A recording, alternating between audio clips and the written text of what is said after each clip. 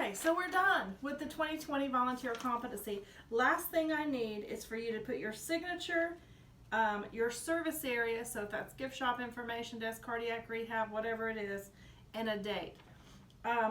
Where it says evaluator printed name, the person that's hosting your meeting today will put their name there. All right, and it goes in your stack. So far we have 2 papers in our stack. Next, you're going to open your folder again. The next thing that is in the paperwork to sign side is 3 sheets stapled together, and it is an IT user agreement. Basically, this is something that I have to have you sign every year that Information Technology Department requires from us. And it basically says that you're going to not share your passwords, that you understand the proper use of the computer, and you understand what you can and cannot look at on the computer. Read over this, take a few minutes to read over this, and then you're going to sign it, print your name. You'll put the area where it says department or business, whatever the department is, you're going to put volunteer services there. Employee number is your volunteer number. If you know your volunteer number, please put that in there. If not, we'll look it up and put it in there for you, and don't forget to date it. Then it goes in your stack. Next, we have our confidentiality agreement.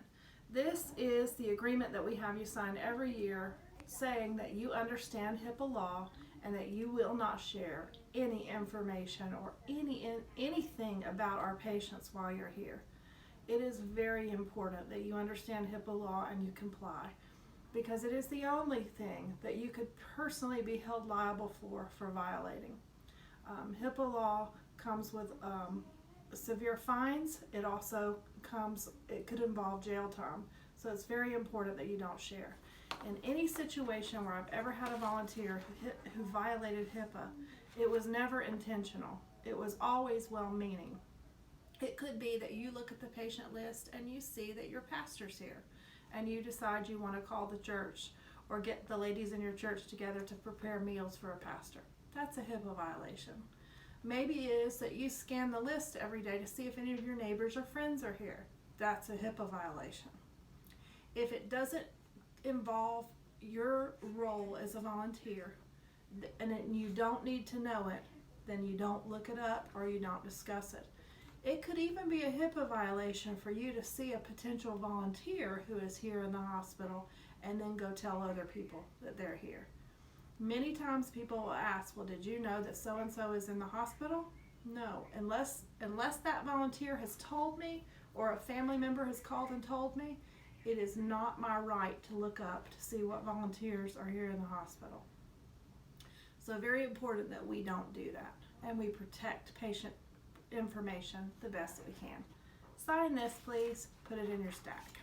All right, next in your folder is something that has a paper clip on it. I want you to take the paper clip off.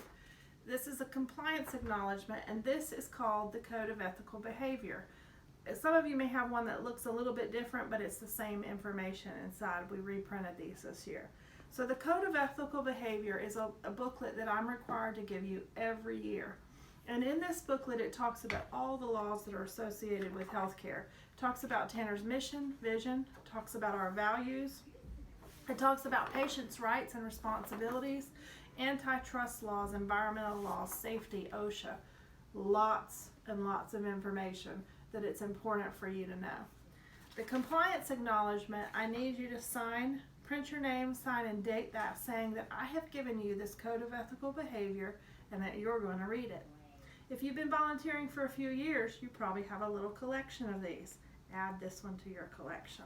It can stay in your folder with the stuff to keep, but the compliance acknowledgement, once signed, goes to your pile. All right, so next, the last thing that's in the side that says paperwork to sign, you're going to have another paper clip. Take that off. And the top copy is your personal position description. This is information about what you personally do. So this particular one that I have here in my hand is an information desk greeter. However, if you work in cardiac rehab, yours will say cardiac rehab. If you work in the gift shop, yours will say gift shop. Wherever it is you work, it's gonna be personalized. Your folder has been personalized to you. This is for you to take home and keep and review. If you see something that you think needs to be added to this position description, let us know later, because we update these annually. However, the form that needs to be signed is this. It's saying that I have given you a copy of your position description and that you will keep that and review it. At the bottom, it also says that I have given you a copy of some information on how to use a wheelchair. And I'll be showing you that in a minute, but you'll sign this. It's your last piece of paper to go in the pile. If you have two different areas that you work, you could have two of these in your folder, okay? So that would add an additional piece of paperwork.